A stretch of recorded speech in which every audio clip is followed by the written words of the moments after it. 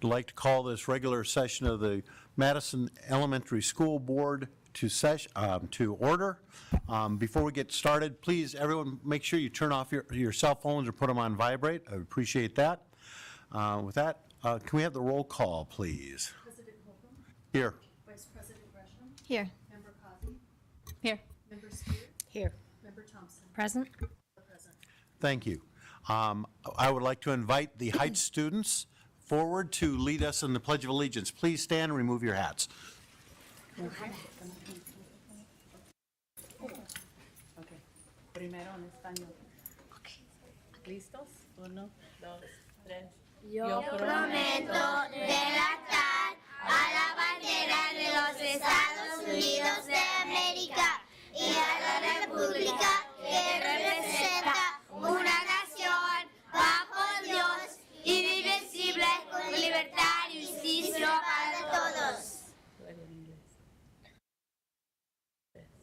I pledge allegiance to the flag of the United States of America and to the republic for which it stands, one nation, under God, indivisible, with liberty and justice for all.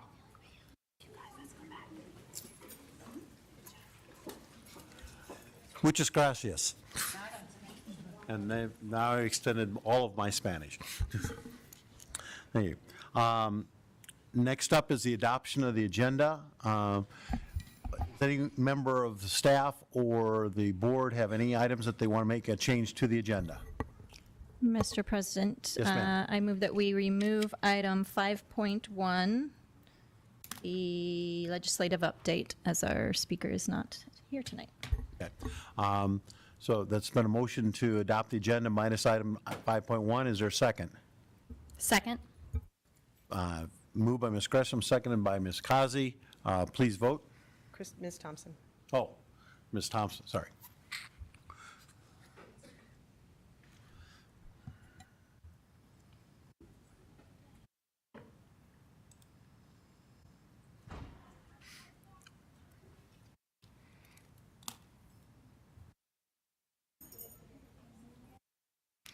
That passes unanimously. Now, is there any reason from the board or staff for calling an executive session? Seeing none, we'll move on to item category 4, which is communications announcements. Dr. Garrett.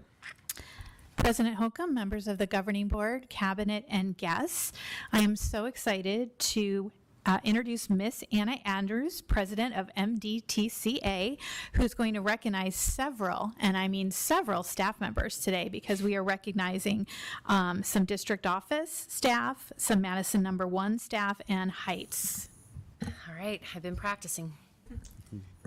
All right, the You Make the Difference and Shining Star Awards are presented by the Madison District Classroom Teachers Association and Madison administration to recognize the certified and classified staff who truly demonstrate Madison's vision of inspiring passion for learning and leading in an ever-changing world.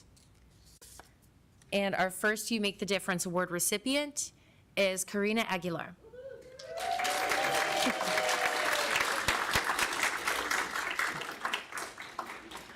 Mrs. Karina Aguilar is a first grade Spanish immersion teacher from Madison Heights. The Heights community has had the good fortune of working with Mrs. Aguilar for the past 5 years. Her participation in implementing the expectations for the Heights Spanish Immersion Program have been important to the success we have had with our students acquiring a second language. As a first grade teacher, students continue to learn the foundations of their second language and are encouraged to take risks and speak in Spanish. Mrs. Aguilar is able to help our young learners reach high Spanish speaking levels. We often have the most new students to Spanish immersion in the first grade. Mrs. Aguilar creates an environment where students, even the ones who are new to our program, want to use their new language and show off what they have learned. She brings a sincere and honest approach in her communication, and it is evident that she makes thoughtful decisions that serve in the best interests of students. Our community can always count on Mrs. Aguilar to be a team player and work in the best interest of her students and colleagues. People can rely on her and know that she will do whatever she can to support her team. She is easygoing with colleagues and also maintains consistency in her practices of PBIS, It is for these many reasons that Mrs. Aguilar sincerely deserves the You Make a Difference Award for the Madison School District. In her time at Heights, she has become a valuable member of our community.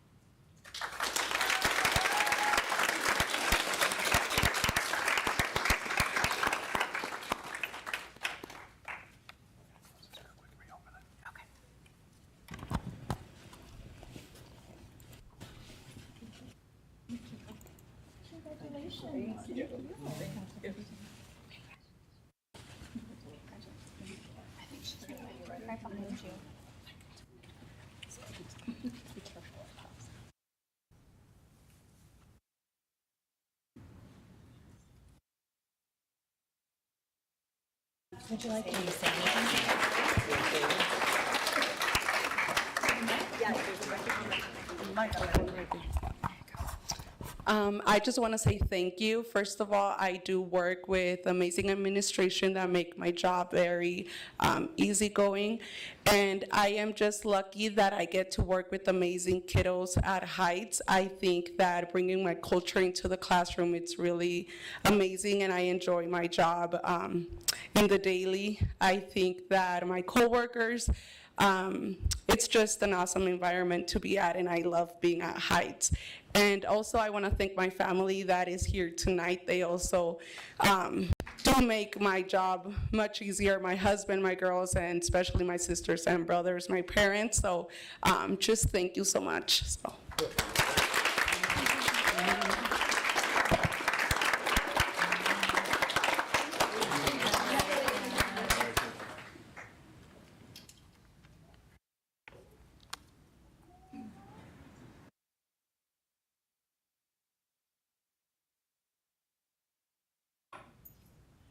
Okay. Our second You Make a Difference Award recipient is Jennifer Anglin. Jennifer Anglin is a veteran teacher that is relatively new to Madison number 1. However, in the past 2 years since she has been with us, she has made a tremendous impact on her students and our overall school culture. Jen is a phenomenal 8th grade ELA teacher. She pushes her students to think critically, and students enjoy her class. Additionally, Ms. Anglin has served as the lead teacher for the 8th grade teachers and has been mentoring our new 7th and 8th grade ELA teachers. Jen's impact is felt on both her students and her colleagues alike. We certainly appreciate her professionalism, her hard work, and her willingness to contribute to the school. Thank you and congratulations, Ms. Anglin.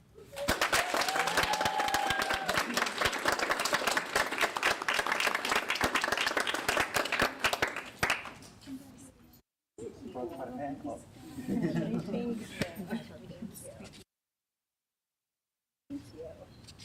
going to do photo op for Hops. Okay.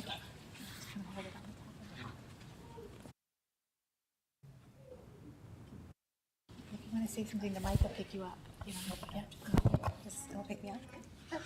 I just want to thank Mr. George and Ms. Ramos, our admin. They've been such a huge support to all the teachers at Madison number 1 this year. My colleagues and my 2 daughters are here who are also a part of Madison. My son is at a track meet right now, so he couldn't be here, so hopefully he did well. And to my sisters, so I just want to thank you. And I just love my students, and I love that I get to work with them every day.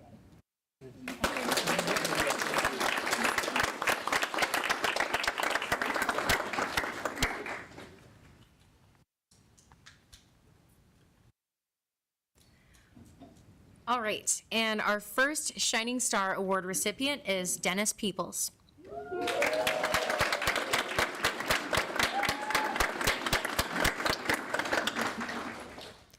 Dennis has been an incredible asset to the Madison Heights ECP team.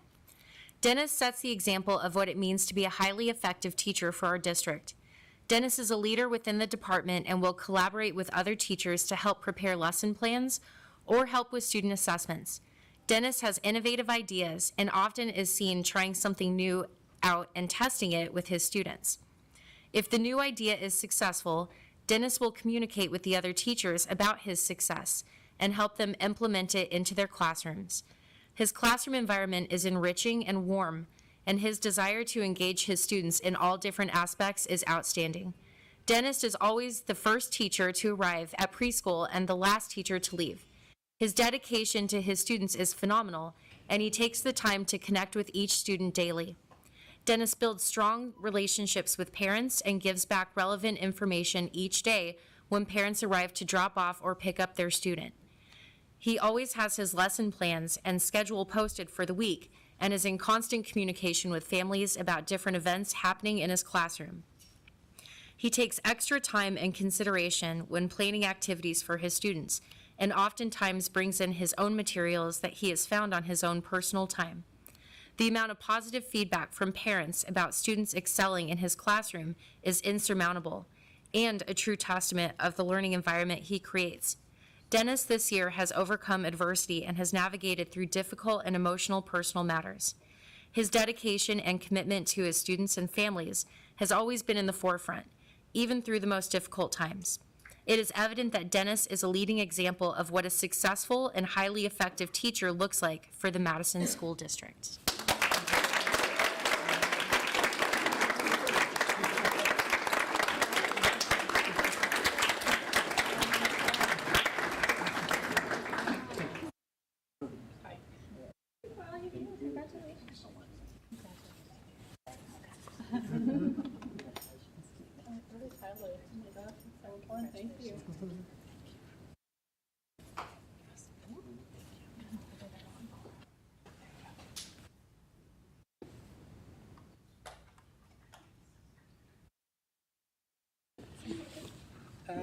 No, not really. I think it's already been said, but thank you to Madison and all our families.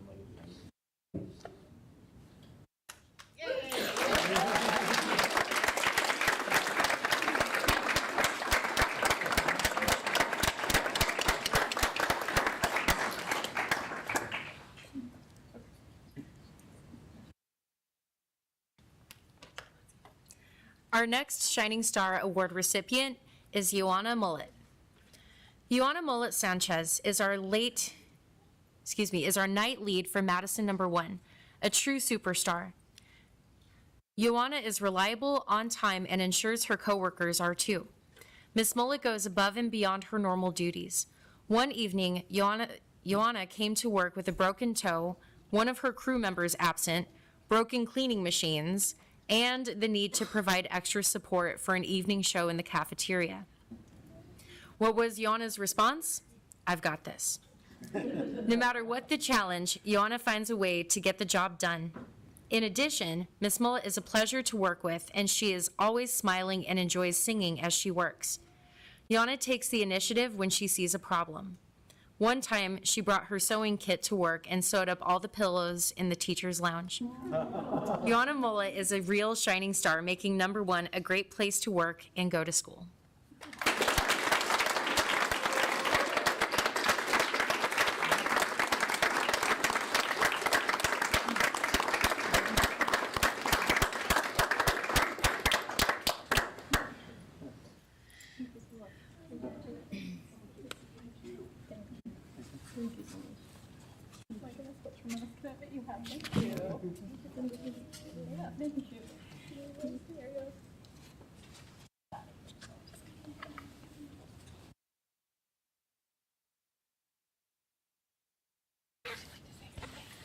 Thank you so much for everybody. Thank you for my teamwork. It's not possible for my team. It's very nice. Thank you so much, Madison #1.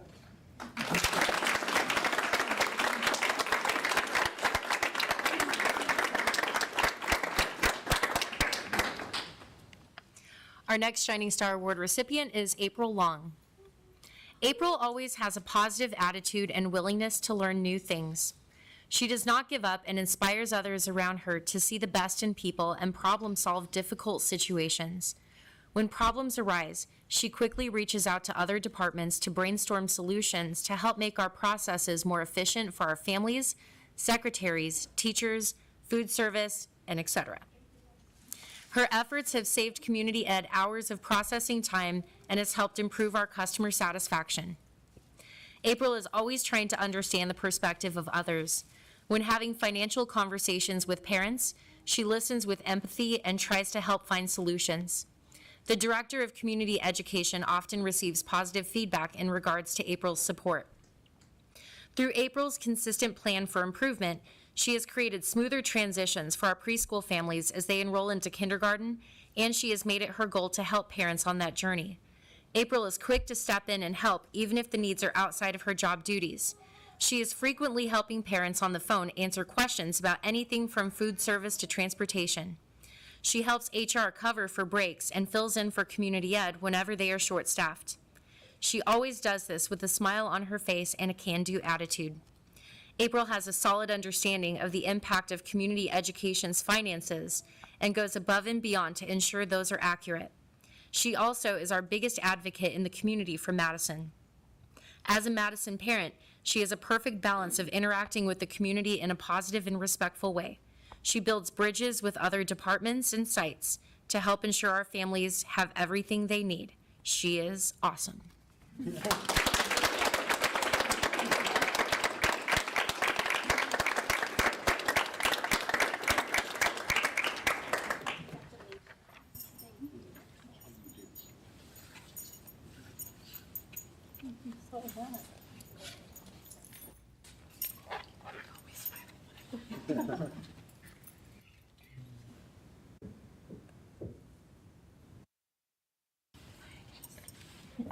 I'll pick you up, actually. Oh, okay.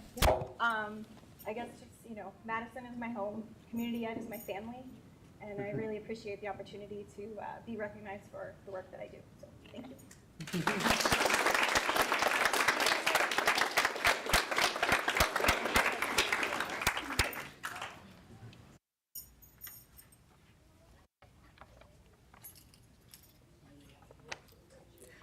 And our final Shining Star Award recipient is Norma Crouch. Norma inspires others by her drive. She helps the department with more than her driving abilities. Her kind heart and genuine smile helps make the department feel like a family. Norma exhibits exemplary performance by her commitment to not only the department, but to her students as well. Norma is consistently punctual and dependable.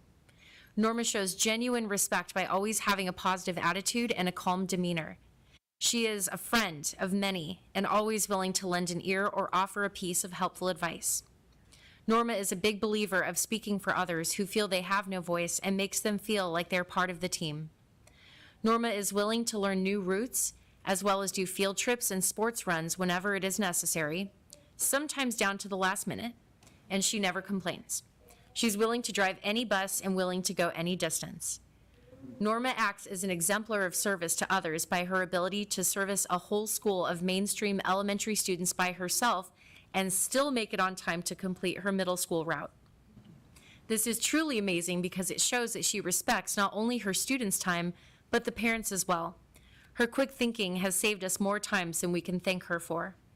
Norma contributes to the implementation of the strategic plan by being student-focused. She ensures that her bus is a safe and clean space for her students before they start their school day and when they end it. Congratulations and thank you, Norma.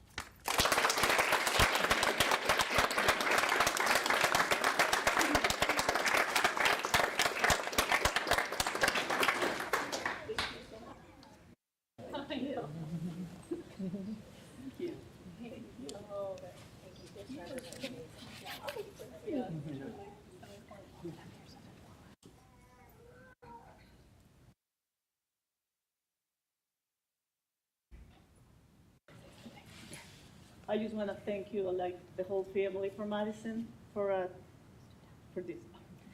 For this award is something wonderful. Thank you so much. I appreciate and love my kids.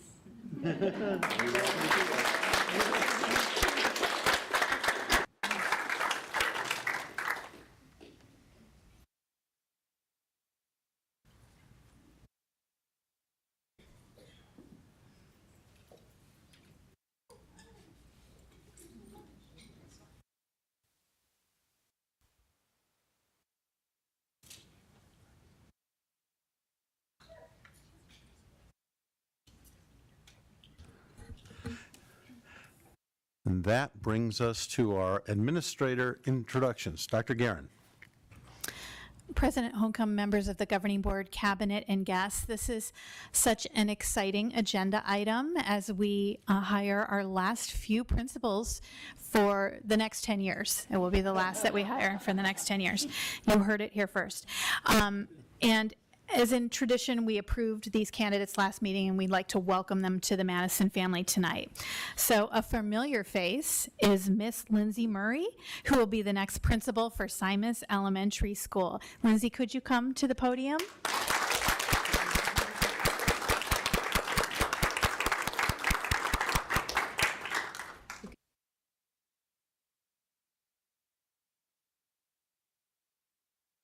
Be here tonight, and makes me feel so grateful to be a part of the Madison community when you see all of the wonderful awards that are passed out and the members of the school that come to support everyone.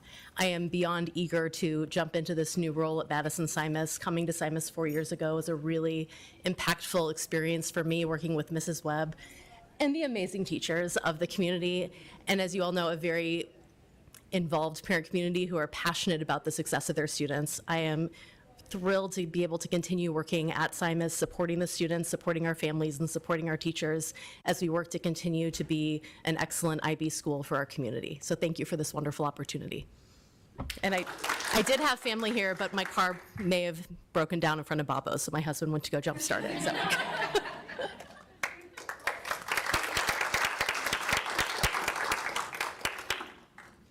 And we'd like to welcome to the Madison family, Mr. Curtis Smith. He goes by CJ. He will be the next principal for Camelview Elementary School. Mr. Smith, could you come to the podium? Good evening. I actually went ahead and wrote some things down. I usually just talk. So good evening, President Holcomb, members of the board, Superintendent Guerin, staff, and community members. I'm honored to be standing here tonight as the new principal joining the Madison team. I've spent 32 years in public education as a teacher, a new teacher mentor, an assistant principal, and a principal both at the elementary and middle school levels. Each day, I get up knowing I get to go to work, and I get to work with students and teachers and parents. Getting to go to work is so different than having to go to work. I've heard wonderful things about Madison, from its focus on signature programs to inspire passion and the love of learning, to its continued focus on the whole child. Throughout the interview and selection process, each interaction I experienced has shown the commitment to Madison's mission, vision, mission, and core values. I've spoken to Mrs. O'Brien, and I know that I'm joining a team at a great school. I look forward to diving in and learning the school, its students, staff, parents, and community, and helping its students continue to grow, learn, and flourish. As a STEAM school, it is completely aligned with my beliefs that all learners seek to understand the why of their learning. The why in STEAM is natural. How do I use it? How do I apply it in my world? I look forward to years of service to Madison Camelview and the Madison community, and I'm grateful for the opportunity to join the Madison team. Thank you.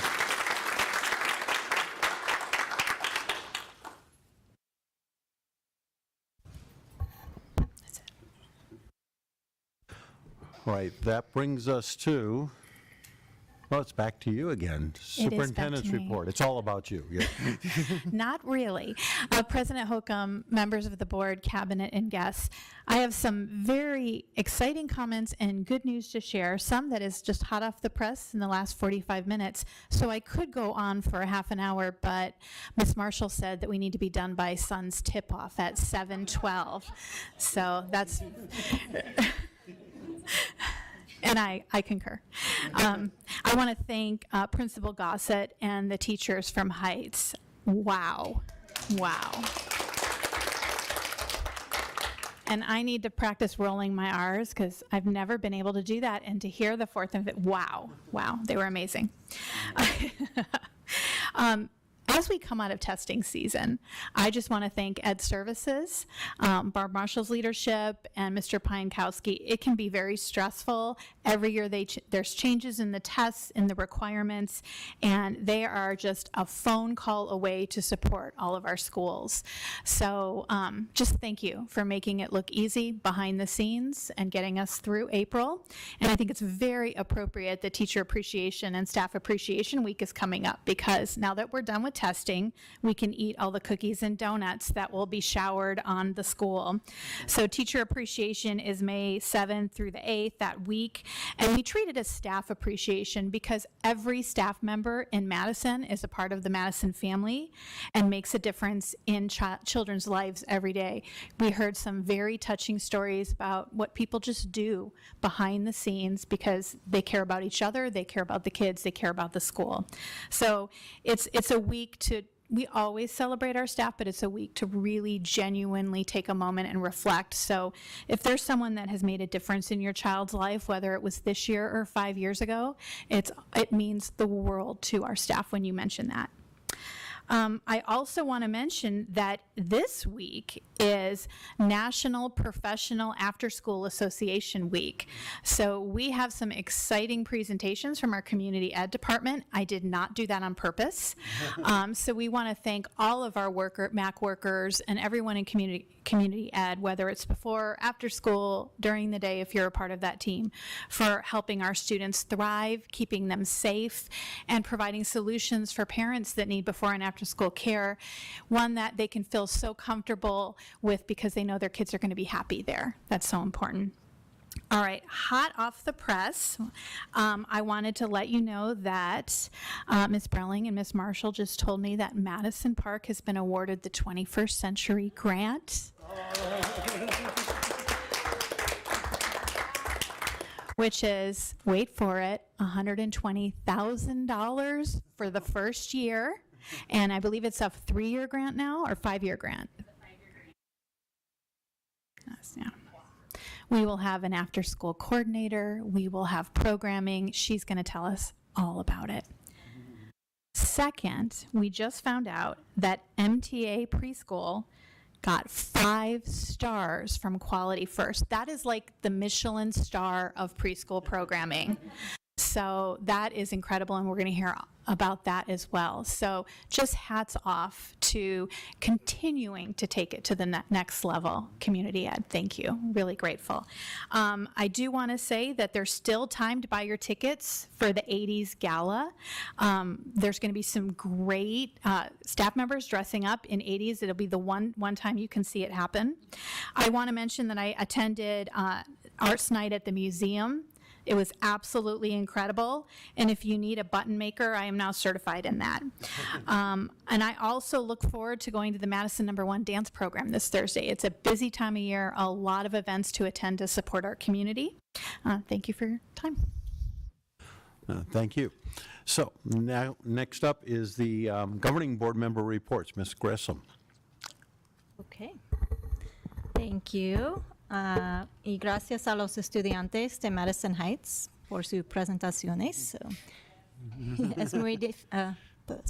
it's very difficult to learn a second language, and these students, all our Madison students, they start basically pre-K all the way through 8th grade, so it takes a lot of commitment from them. So it's an awesome job to see what they're doing. Let's see, what else is going on? We had some nice tours with one of our state representatives last week. She asked really, really good questions, so that was good to spend time with her. And night at the museum was really cool. We haven't done that in years, so it was so nice to have that back. What else happened? Heights, I went to their movie spring festival last week, which was really cool, and the art teacher, Ms. O'Connor, she had an amazing display in the lunchroom, and it was covered, everything, tables, the walls, it was amazing, so that was great. And then I also accompanied my 7th grader to the St. Mary's Food Bank on Saturday for NJHS. We did some community service there, so it was a busy and fun weekend. So I think that's es todo. Thanks. Ms. Spear. Thank you. I don't have much to report, so I will keep my comments brief, except to say, if you have not yet purchased your tickets to the gala, please do so. Not only does that money go to help every single student within Madison School District, it's also a really good time. And that's all I have. Thank you. Ms. Kazi. Thank you, Mr. Chair. So I had the opportunity to be a fly on the wall. Last week, I was transporting some Phoenix Boys Choir choristers to performance ASU, but they're also Madison students, and they just finished testing, and it was really cool to see these boys. Some of them are elementary school, some of them middle school, just basically own the testing and talk about how excited they were done, but how they were like really proud of how hard they worked on it. And it was cool to see what kids say to each other when they don't know anybody's listening, because I always assume like we can't hear, I guess. But that was just really cool to hear, because I don't have kids in elementary school anymore. It's lovely to see that we really help our students own their learning, and they're excited to demonstrate their proficiency on tests. That doesn't happen always. And so thank you for all the work that happens to make those conversations happen. I'm really excited because I found a guess jumper that I'm wearing to the bash that is going to be totally embarrassing. So I'm hoping other people are doing that too, because I'm a little nervous, but I also don't care. So, so hopefully if you are on the fence, it's going to be such a fun event. I mean, just to see what people wear, I think is worth the price of admission, let alone the meal and everything else that you get with it. So just another pitch. I wanted to mention, I know the Meadows art teacher is working on a project where she is creating ceramic butterflies that will be painted by Meadows students and other students in the community. Those 200 butterflies are part of an effort to produce 1 million butterflies to represent the children that died during the Holocaust. And I'm hoping once those butterflies are created and painted, and they'll also be put in the kiln, that we think about where we could maybe have an installation on one of our campuses or on Meadows. I know we have our beautiful buildings and we don't want anything on the wall, but think about, this is an art project that represents, I think, a really important part of human history, and what they're doing and trying to accomplish, I think, is meaningful. So just putting that out there. And then finally, just wanted to continue to share how honored I feel to support the students at Madison Meadows and Madison Simus in their IB final presentations for their community projects and for oh my gosh, I can't remember, exhibition, yeah. I've had the opportunity to meet with my Simus group this week, and they're you forget how capable fourth graders are and how deep thinkers they are when they're given the opportunity to do that. And then just one final thing, I wanted to say thank you to Dr. Guerin and also Lori Garvey for all the work that you've put in. We finished the work of the committee for the Madison Education Foundation and the Madison Center for the Arts Strategic Plan. All of that input is now in the hands of the consultant, who will wave her magic wand, I'm sure, and put it in a format that then will be shared with the board. I'm excited for you to see all the work that was put in by a very diverse, engaged committee, so that we can move forward with the work that needs to be done. And there's a lot of work to be done. Thank you. Thank you. Ms. Thompson. Thank you, President Holcomb. I just want to shout out to the Heights students who are here tonight. They did such a wonderful job with their presentations. I can ours, but I can't speak Spanish anymore. And they are just all so impressive, not just in how they speak, but in that depth of knowledge that they have in content in a second language. I also want to say congratulations to all the winners of the staff awards today, especially Mr. Peoples. Mr. Peoples was my kid's first teacher at Heights. It was his first year as a pre-K teacher, and he is just wonderful. I was so excited when I saw his name on here, and as evidenced by about 10 or 15 kids who weren't just pre-K all the way up through third grade who were here to congratulate him. I thought that was wonderful. Also attended movie night out at Heights. It was the first one we've had since before the pandemic, and it was a fantastic turnout. There was ices, there was baskets and raffles and giveaways, and even the art showcase that was mentioned. We had done that, I think, once before the pandemic, but each student got one piece of art that was displayed in the cafeteria, and they just loved to bring people in and show where it was. So kudos to Miss O'Connor and to all the parent volunteers who helped out with that. Night at the museum was so fantastic. It was so nice to have that event back, and to have those students showcasing their knowledge about artists and the engagement. I even bought a couple of keychains from that kids had made. So wonderful to be able to support the foundation and students in that way. Also want to thank Representative Turek for coming and visiting campus. We're open to giving tours to any members of the legislature who would like to visit Madison schools, and really appreciate her taking the time to visit our schools. And I'm looking forward to the gala and I've got something that I normally don't have in my closet that I will be wearing. So you will not be alone. Thank you. Thank you all. I just want to echo, the night at the museum was great. The kids, particularly the kid actors, the art, everything about it, and it was so great to see the community. I mean, just the whole community there, and that was great. I really enjoyed the Spanish. And one of the things I remember specifically is when we started the Spanish immersion program, we decided, okay, we're going to do science because we wanted a content area presented or taught in Spanish. And there was discussion how, okay, we're going to have to realize that we're going to have our science knowledge, our testing and that, looking at science, it's going to take a hit because we're doing that. And in my mind, it did the exact opposite. Because they were learning it in Spanish, the science actually went up, the understanding, because they had to focus on it. It shows us, how you can make these programs really work and how resilient the kids are. You can put a challenge out, and that was demonstrated graphically today. And I was really moved by the awards tonight because of watching not only the people come in, the word that you heard so many times is family. And that culture that we build in family, I think, is real important. But also watching how important these awards were to their families. I mean, one of the things, we get a view that the audience doesn't get to see the people after they get the award, to go out in their families and see that interaction. And it really, really underscores to me how important that part of what we do is just building that culture. I also, congratulations to Park. That's a phenomenal thing. I mean, as I keep getting, I get a lot of rolling eyes about this, but you know what? I'm with them in Camel View, full steam ahead. I mean, it is just, it is just phenomenal what's happening there. I'm very excited about what's happening at both of those schools. And last, as far as wearing stuff that, you wore in the 80s, that's what I do every day. I mean, it's just, so I'm going to wear something special for that. So it won't be alone. But that is going to be a phenomenal event. And I hope everybody will go and come and participate. And with that, we'll go on to our next item. We were not having the legislative update this evening, but that brings us to the consent items.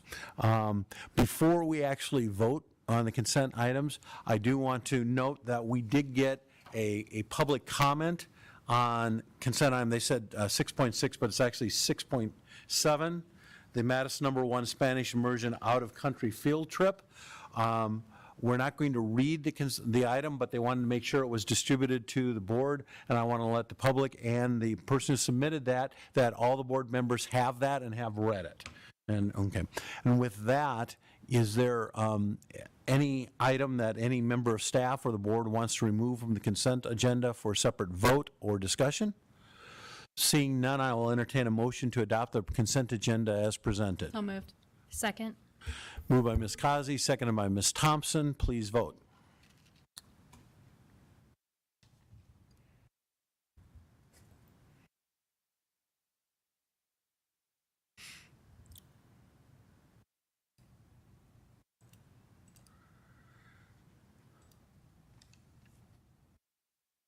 And that passes unanimously. That brings us down to the next item, which is the call to the public. Do we have any submittals for the call to the public? We have no calls to the public. Next up then is board policies first read, policy KD, public information and communications. Dr. Guerin. President Holcomb, members of the board, cabinets, and guests, I'd like to introduce our Director of Communications, Jackie Guin, who will introduce a policy for a first read.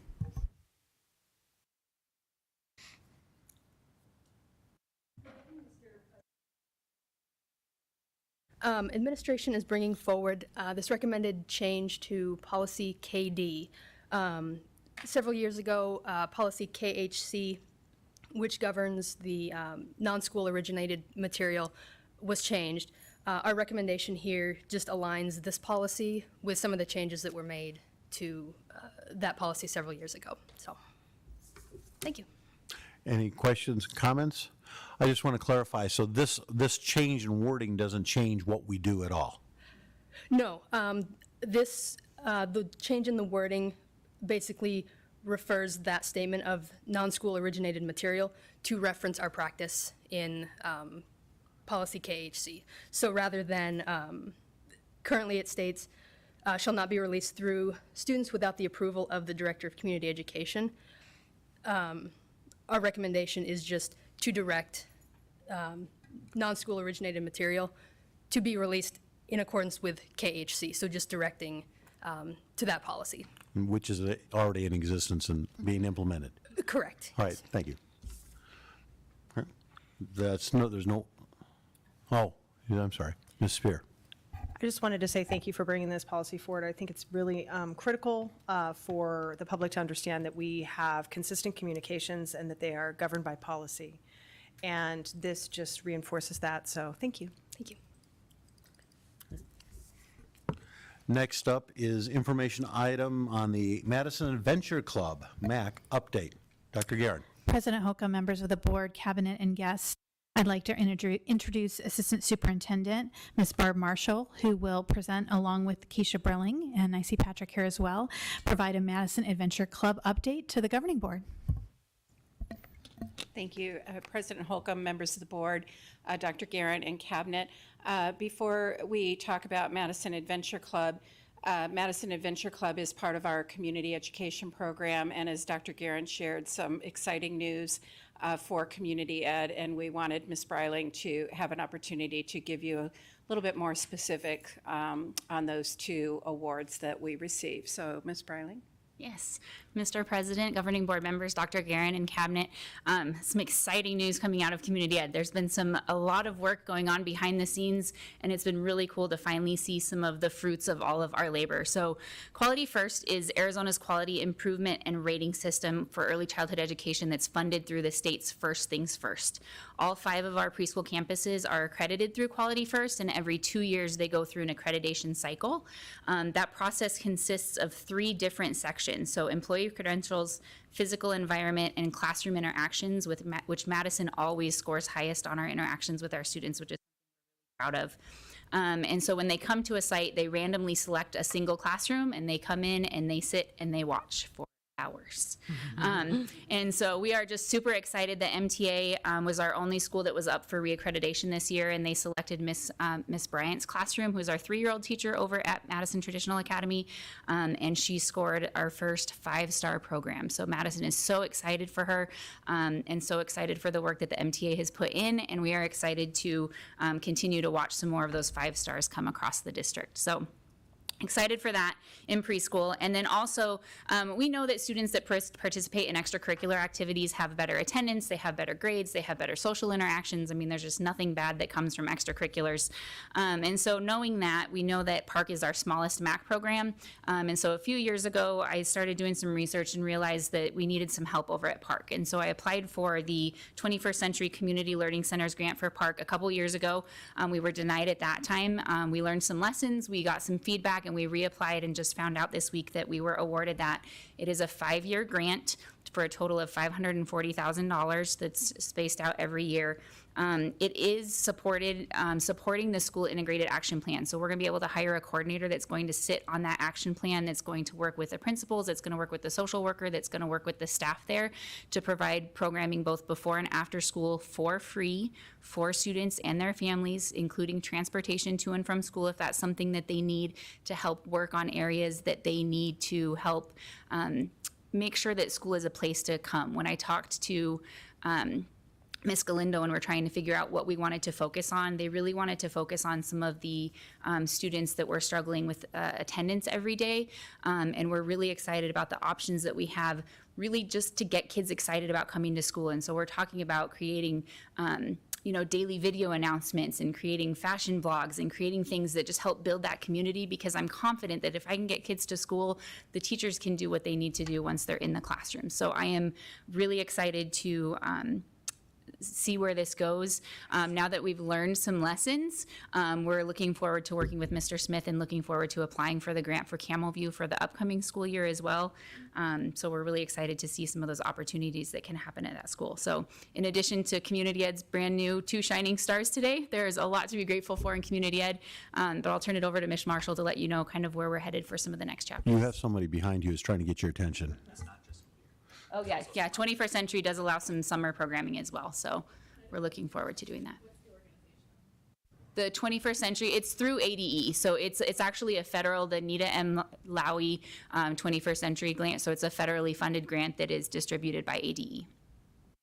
Yeah. Highly competitive. So is it under Title I monies, or is this just a separate program that? It's separate federal monies and very competitive, and as Ms. Breiling said earlier, so it's basically seed money to get programs up and running, so for 5 years, and then those last 2 years, the funding starts to taper off as by then the district should have those ingrained into the systems. So it's just seed money to get our before and after school up and running. Thank you. Thank you.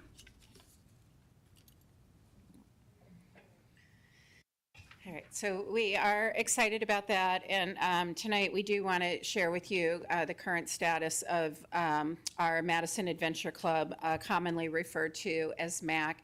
And just for general information, it is our before and after school program, recreational program, but it is a highly structured program that we have. And here are some of the characteristics of MAC. The last one with the homework time, I'll talk about a little bit later, but the key here is that although we provide homework time, which was at the request of families, this is not tutoring or checking students' homework. As a reminder, the majority of our club leaders are high school students and college students themselves. They are not certified teachers, and so we didn't want to imply to our community that our after-school program, this MAC program, would offer the homework time, but we have an idea that we think can enhance the MAC program with that. Okay. First off, it is a licensed program, and the licensed program has really served us well over the years. Certainly provides a lot of training opportunities for our staff, and it also provides peace of mind for our families to know that we are following licensing requirements.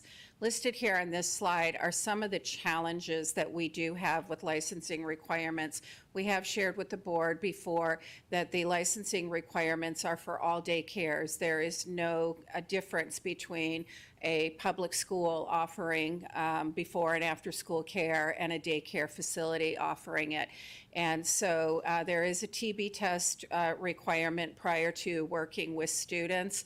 And so as we look at some alternatives, these are some roadblocks that can help us.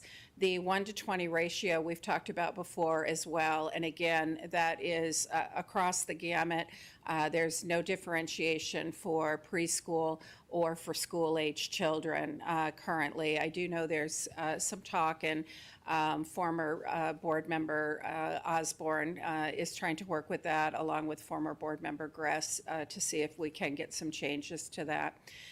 Because the licensing requirements encompasses all daycare, there is required training that our staff does need to take that's related to infants and toddlers, and obviously those don't pertain to Madison, but again, those are requirements. And then the required number of hours that they have to have, as well as having a GED or a high school diploma and being 18 years of age. So as we look at some ideas, these are things that might help us ease the waitlist burden. The other thing is that they have to have 6 months experience before they can work alone with students. So that forces us to double staff with new employees so that they have that 6 months of coverage with somebody who does have experience. So this is our enrollment as of April 5th, and we did open the registration on March 9th. So this is about a month's worth of registration. There has been obviously additional families who have enrolled, but our hope, our goal is to clear the wait list from that first month where families did express that interest. So what we have is certainly a demand from our community versus available staff. And so the U.S. Chamber of Commerce, their most recent report in January of 2023, they talked about the shortage of labor in certain fields, durable goods manufacturing, wholesale and retail trade, education, and health services. So not only are we competing with industry for this shortage of labor, but many of our club leaders, as we've said, are currently in high school or college, and so we're held to their school schedules for when they have coursework and when they are available. So it does create additional challenges for us to be able to staff. We do have a lot of recruitment and retention strategies in place. The board, you have supported us in the past. We do have the retention stipend for our employees, as well as a referral stipend that the referring employee receives, as well as the new employee that's being hired. And then for parents who refer people who are hired, we do offer a referral credit to their tuition and the rates that they pay. And then, of course, the partnerships and the job fairs that we're doing. So we're out there pounding the pavement to get people hired. And I also do want to give a shout out to our parent organizations. Over the past 2 years, they have really stepped up to help spread the word and to get us people that we have actually been able to hire.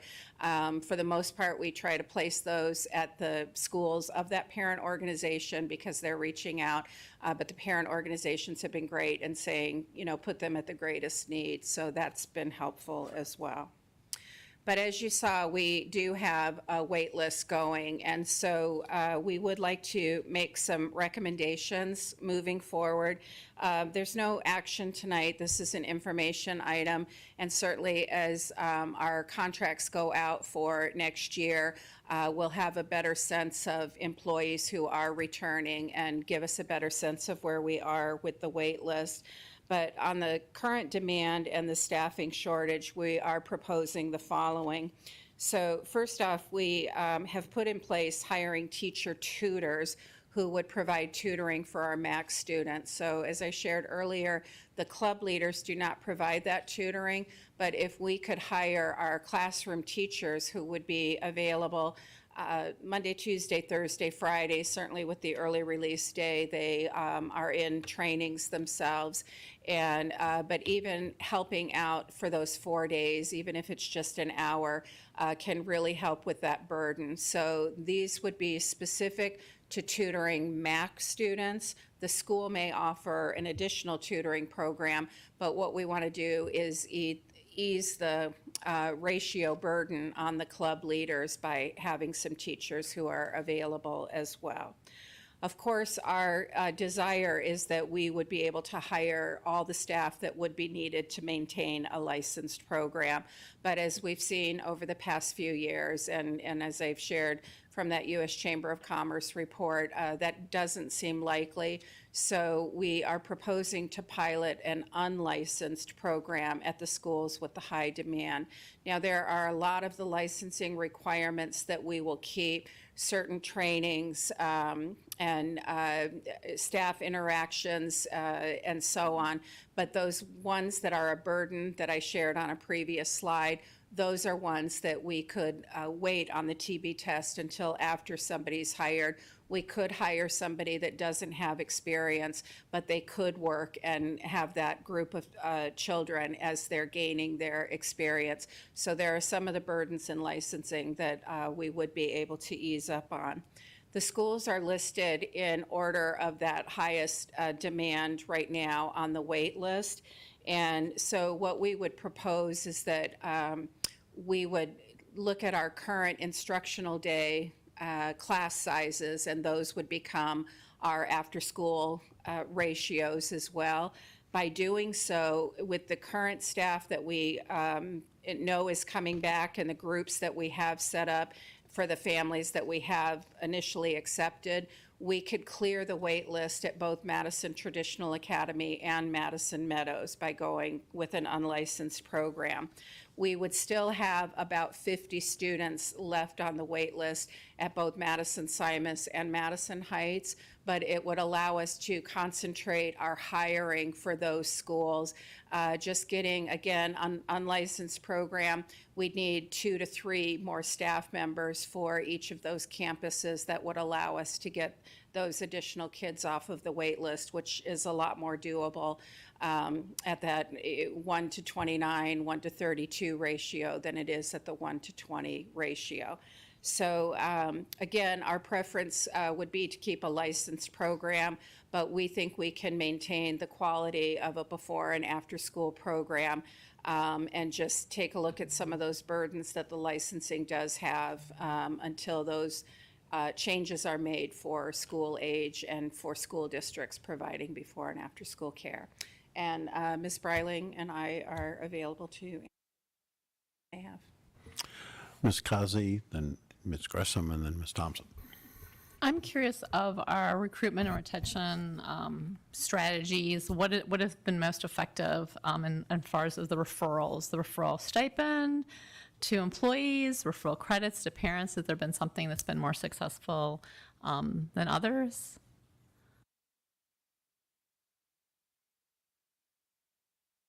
Tell them they're on a wait list, and that's scary. And so they call and say, well, what can we do? Well, staff is the answer to the problem. So find me somebody, just find me somebody and I will move you. And so because parents are desperate, that has been really effective. I would say less financially than more because we get them off the wait list. Our referral stipends have been helpful kind of with our MAC staff that I haven't seen quite as big of an impact with non-community ed staff. We just kind of keep hiring our little circle. So I would love to see that kind of branch out into more district because everybody knows somebody. And so that would be really helpful. Thank you. The other thing that's been really advantageous is the partnership with Grand Canyon Oh, of course, University. yeah. We've had numerous club leaders. Unfortunately, they don't know what their fall schedules are, and so they can't make that commitment to us until they know what their fall schedules will be. And so it's not just Grand Canyon University, but the other colleges, universities, and high schools that we lose students until they know what their school schedules will be. So when do you need to hire them by? When do you like to have staffing for the fall confirmed by? Well, when contracts go out, hopefully in the next couple of weeks, we'll start knowing, and so we can start calling some people additionally, hopefully once we get their school schedules. We'll continue to hire all summer. And so with our summer programming that we have going, we will continue to hire and continue to have them because I want to get them in, I want to get them trained, I want to get them with kids and knowing our programs and our procedures so that they're ready in August. And ideally, we obviously want the families to know before the end of the school year if we have space. So even though we're not asking for action tonight, depending on the contract return rate, we may come forward to say we do feel we need to move forward with the pilot program. And as I said, it would clear the wait list completely at 2 of the 4 schools. Ms. Gresham. Thank you. Thank you for this, Ms. Marshall, and Breiling, thank you and congratulations on all your great work. That's really great. So one of my questions, and you kind of addressed it, when I was looking at this earlier, was that I did notice how low the numbers at Park was, so I was curious about that, but I guess it'll be interesting to see with the grant, to see if that changes at all. And my other question, I think I just forgot it, so you can come back to me. Okay. Thank you. Ms. Thompson. Thank you. Thank you for your hard work on this. My kids were on the wait list a year ago, and I remember tuning into a very similar meeting about how we're going to get people off the wait list. And I think that these plans make so much sense. I don't think there is an expectation from parents in my community that there's a 1. I don't think they know that there's a 1 to 20 ratio. I think they expect that the ratio requirements for care of their children after school is the same as the requirements to be an employee anyplace else in the school.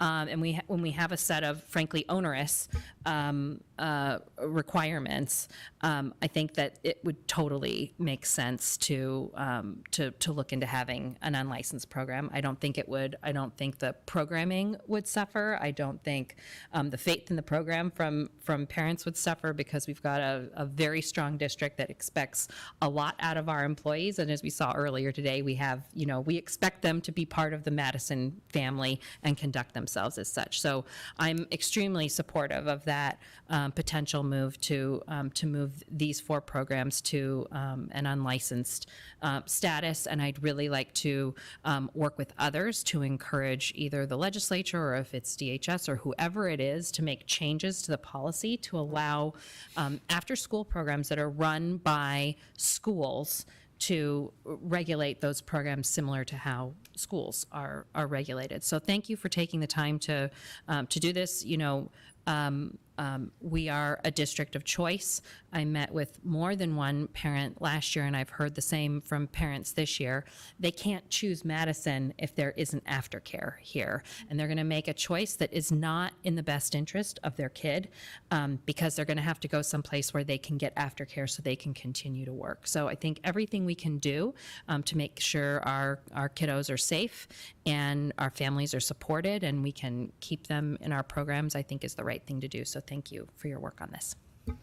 And if I could comment, Board Member Thompson, President Holcomb, members of the board, cabinet, and guests, just want to provide a little timeline with this. So as Ms. Marshall stated, we're going to get contracts out in the next week or two. We'll look at the return rate and see where we're at, because we really need to make this move before the end of the school year if we're going to move forward with that, and I anticipate we will need to do so. So we won't be bringing it back to the board as an information item, but we're hopeful that if we get enough contracts back, that we can do that. And the beauty of a pilot is that we will evaluate it. The Community Education Department has built an outstanding program. The moment I walked in here, I heard about MAC. What's MAC? Everyone keeps talking about MAC. Now I know. So we do not want the program to suffer or the quality. There's so many components that we're keeping. We just need to be able to move on the ratio. So we'll be monitoring it carefully to make sure that the program stays at the level it needs to be. Ms. Spear. I just want to say thank you for your creative thinking and trying to make sure that we are meeting the needs of all of our families, because logistics reign supreme when it comes to getting your kids through the day. And if you do not have care for your kids and you have multiple kids at many different places, that can be a deal breaker for enrollment. And so, a lot of families have more than one child. And so this really does affect our enrollment, and it affects our community. And so I just wanted to say thank you for your creative thinking. I support this entirely, and I trust that the quality will continue to be just as high as it has been. Thank you. Ms. Thompson. I just remember one of the other questions I had. Thank you, Mr. President. I'd also like to encourage us. I know that part of the reason that we have that the license program is a benefit is because of the subsidies that families can get through those programs. I'd just like to encourage us to ensure that if there is, a parent or two or families who need those type of subsidies but can't access them because they might be in an unlicensed program, that we think about how we can support those families or provide an internal subsidy in some way. I don't want to have a parent choosing a school based on the aftercare program and whether or not they can receive the subsidy or not. So we should think about that as you're putting the program together. Thank you. Excuse me, Ms. Grissom. Thank you, sir. I also remembered my other question / comment. So I know we've got some high schoolers to come. Have we partnered with Phoenix Union, or how have we gotten a good response from them? So we've partnered and done jobs fairs both at Phoenix Union and at Glendale Union. We've gotten a really great response through and including we had meetings with some of the early childhood, Alhambra specifically, with their programs, because they have a lot of students that as part of their early childhood classes, they need credit, and they were allowing them to to take their 7th period working. And so we were able to collaborate and do some of those things. So that was really helpful. Right now, the biggest challenge that we have with our high school students is school release time. And so they can't be at our elementary schools at 2:30 because they're getting out of school at 2:30, 2:35, 2:15. And so this conversation about having teachers possibly do tutoring for the first 45 minutes to an hour, that would just allow our high schoolers to get to the elementary schools so that they can then take over and do that. Because right now, that's why our middle schools and MTA have less of a wait list, because my high schoolers can get there. And so that bridge, especially at the elementary school level, would really help us support that and get some of those high schoolers there. We also have relationships with Brophy, Xavier, and St. Mary's. So any high school that's within a stone's throw, we've been working with really closely. Okay, great. Yeah, that's a great idea with their early education students and the teacher tutoring also. It's amazing. So I would definitely support these recommendations. So thank you. Thank you. So I've got a couple of things. One, I just want to clarify too, the area or the schools that we are looking at not going away from licensing. Again, we're not abandoning it at all or reducing our enrichment part of this and the standards for what keep Madison, the MAC program as popular as it is and beneficial to the kids. Correct? That's the bottom line. That is our goal. Yes. Okay. The second thing is that the schools that we're not doing the pilot program are the Title I schools, and so that addresses helps to address the issue about students or families that need the subsidy, because that preserves that for those schools, correct? That is correct. So DES childcare subsidies, right now, we only accept at our Title I schools, and that's one of the reasons why we wanted to leave licensing there, because if we did walk away from licensing, then that subsidy wouldn't be available for those families. So we're going to do our best to keep those, and that's what the proposal is right now, is to keep those at the Title I schools so that they can still receive that funding for those families that need it. But even currently, as a licensed program, we don't receive those funding, that DES funding at those 4 schools that were listed. Then I do want to just looking at it was slide 5 about Park having 14 students and that too. What is the reason for that, to the extent we know? Just the low number? Yeah. My guess is it's a financial situation. There are some stipulations with DES childcare subsidies in regards to adults have to be working in the home. Adult that's not working in the home, those subsidies are not sometimes available. And so I think, although we accept DES at Park, I'm not sure that's as common as what we would like it to be, which is one of the reasons we looked at the 21st century. Yeah. I would like to see, as we're doing this to improve the program, get rid of the wait lists at the other schools, that particularly at Camel View and Park, we have an emphasis on really getting out, and particularly with the new grant that we have, is really do a push to get more of the students and the families involved in that at a high level. Even though we're not, this is separate from the pilot program, but to me, that is at those 2 schools in particular, and even Rose Lane, which is also a Title I school, really focus at the same time as trying to get as many families involved in that as possible, and another area of emphasis. I just wanted to point out, I know that 14 is low, but it went from 3 to 14, and a lot of that I do credit to the community ed team by combining the cooking club, where our cafeteria manager helped support those students, as well as the Cactus Club, helped generate some of that STEAM interest. And did increase the enrollment. So we did go from not having a program at Park at all to having it for only a few students to now we're getting a handful. And we'd like to continue that momentum, to your point, and really build up. And this 21st Century Grant should help us do that. Right. And I will say historically, Camel View and Park families register closer to July and August than March and April, like some of our other families do. So the enrollment will come. Park is sitting over 25 kids at this moment, and Camel View is over 80. So they'll come, they're just a little slower to register. Yeah, and in relation to those two schools too, I know there's a very strong connection because it's the same community. And I want to work with Camelback High School, and there's a real strong community feel and support for both Camelview and Park there, and with their programs. And again, focusing on trying to really build that up. I'd like to see, a particular focus on Camelback High School. And then it's also so close to both of those that, even if maybe we provide transportation, go pick up the high school kids and do that. But I think and I know Brophy is also a very strong supporter at Park as well. And so again, try to focus on that. The last thing, I'm listening to the comments and what we have here. I understand you're wanting to look and see when the applications get back, but I think you hear a consensus and a real strong mood to want to move this forward anyway. We don't want to have to take people off the wait list. I think we want to get in a position where we don't have to worry about wait lists because we can serve the students come. So my belief is that let's not wait to try to implement this pilot program. We've talked about this for a couple of years. I mean, it's been an topic. You've done the work to put it together. I would like us to implement this as soon as possible. In other words, don't wait.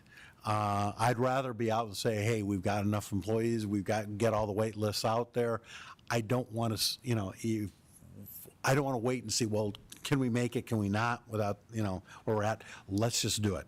And I think I read the room that that's what we want to do. Thank you. President Holcomb, members of the board, cabinet, and guests. So what we can do is move forward, and then if we are able to hire enough employees, we'll just need to find out when the deadline would be. We can continue with the licensing.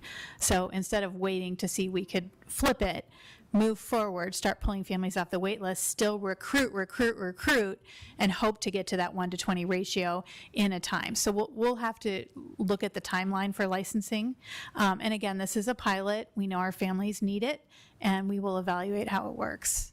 Well, and I think from a reality point, and just from a resource standpoint of this, I think the licensing, if the pilot works, I think we should go forward with the pilot regardless of whether we think we got enough under the license to do it.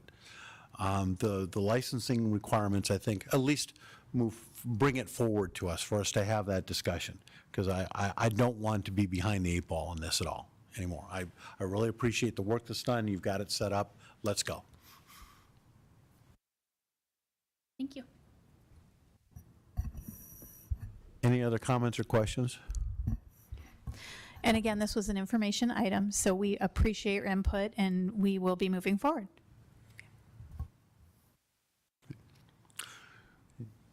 Yeah, okay, and seeing no other comments or questions from the board, that brings us up to action item, a resolution for sale of school improvement bonds. Do you want me to go straight to Ms. Garvey, or do you want to? Sorry. President Holcomb, members of the board, cabinet, and guests, Ms. Garvey is going to speak to us about a sale of school improvement bonds. Thank you. Good evening, Mr. President, members of the board, Dr. Guerin, and cabinet. Tonight before you, we have a resolution that would authorize the sale of our remaining bonds, which is $55 million. In November of 19, the taxpayers in the district did approve the authority for the governing board to issue bonds up to $90 million. In June of 2020, we did issue $35 million, so that leaves this $55 million remaining, which is what we would like the resolution to authorize us to sell. The proceeds of these bonds would be used for our outstanding bond projects, so it would help us pay for Madison Park Middle School rebuild, some safety and security updates, and then life cycle items that we have going on throughout the district. Along with this, this merely, the bond actually, even though they have been authorized by the voters, the governing board has to actually authorize the sale of them, which is for this resolution. This this resolution allows us to start the process to sell the bonds. So the bonds will not be ready for sale tomorrow. It is actually quite a process that we will have to go through. And just so you know, there is a preliminary official statement that everybody will be getting later this week. It's quite lengthy. And if you have any comments or questions on that, please let me know and we will get those answered. The preliminary official statement gives a lot of the logistics about the bond, what's the redemption schedule, how much are the bonds going to pay, what's your rating, which won't be ready yet by the end of the week because that's part of the process where we'll go through a rating call as well, and that gets added. But anybody that would be interested in buying the bonds would eventually get this finalized official statement that they can look at to determine if they'd like to buy the bonds. As the bond program is created for this $55 million, we will continue to have our district standard parameters used, which is that in no case will this increase our tax rate for the bonds. The payback period for the bonds, we would like to keep at 10 years. I think in the past it may have gone to 11, but we really do try to hold to a shorter payback period to save the taxpayers money. And I think that is it. We are looking at, I thought a question you might like to know is like, what is the interest rate that we're looking at right now? And it is in the 3 to 4% range, which is still pretty good. Not as good as our last one, but still pretty good. So are there any questions? Any questions, comments? No? One thing I would like is when the bonds are actually available for purchase, I'd appreciate it, we've had this before too, if you provide the board with not just, okay, they're ready, but actually a source for where we could actually buy those bonds. Certainly, I will do that. Okay. Yeah. Yeah, I understand, but it's easier to just go say buy specifically this one. Yes. I will note also, thank you, Ms. Garvey, and for waiting for the end of the meeting for this. But I will also note that we have consistently, Madison has had an excellent bond rating. So thanks to Ms. Garvey and her team. And so if anyone is interested, we always get a good rating. Okay. If there are no further questions or comments, I'd entertain a motion to approve. So moved. Okay. So the motion is to approve the resolution for sale of improvement bonds as I presented on our 10.1. Ms. Guerin, Ms. Kazi? I need to explain my vote. I have to vote present because my husband is employed by Piper Sandler, which is the underwriter for this bond deal. Okay. Did you second or did? I second. Okay. I want to make sure that we get that accurately taken care of. Okay. Ms. Gresham and Ms. Thompson seconded. Please vote.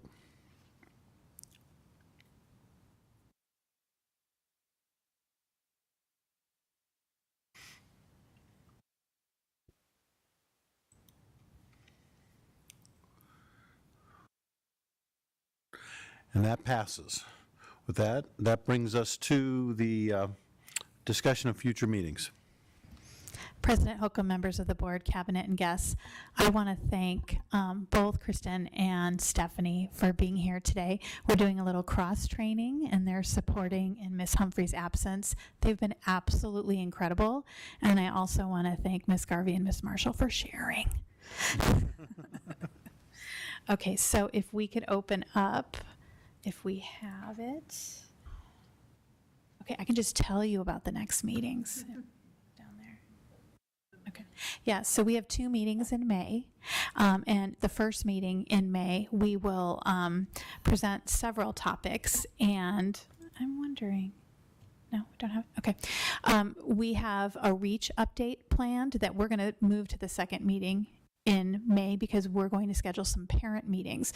We've had our committee meet 3 times and make some recommendations, and we're ready to share those results. But we want to first share information with the committee members as a follow-up, and then have both a meeting at Heights and a meeting at number 1 to share recommendations, and then we'll bring those back to the board for the second meeting in May. In addition, we are considering based on Ms. Garvey's committee work, the second meeting in May, we may seek governing board approval for an M&O and bond override. So that will have an exciting time in May. Of course, we also have sports recognitions coming up, and then we also have all our promotion ceremonies. So this board will be very busy during those 2 meetings. And then we only have 1 meeting in June, and we're going to make a full day of it where we have a study session, an executive session, and a board meeting, and then everybody gets to take a break. Yes, Ms. Spear. I just wanted to let the community know that I will be unavailable for the June 13th meeting. I will miss, sorry, I'll be out of the country. A quick question, Dr. Guerin, is the, when we have the REACH information, or Just going to be information. Yeah, and just give you fair warning, the second meeting in August, I hopefully will be able to join remotely, but I won't be here, so you're going to have to take the gavel. Right. Anything else, any other comments? Based on what we discussed too, we'll be bringing forward the pilot program. Yes, so this was just an information item. We didn't seek governing board approval on it. So it was just to receive some input and present it to the public. So we will be moving forward. Okay. Right. Very good. If there's nothing else, then I'll entertain a motion to adjourn. So moved. second? Moved by Ms. Spears, seconded by Ms. Thompson. Please vote.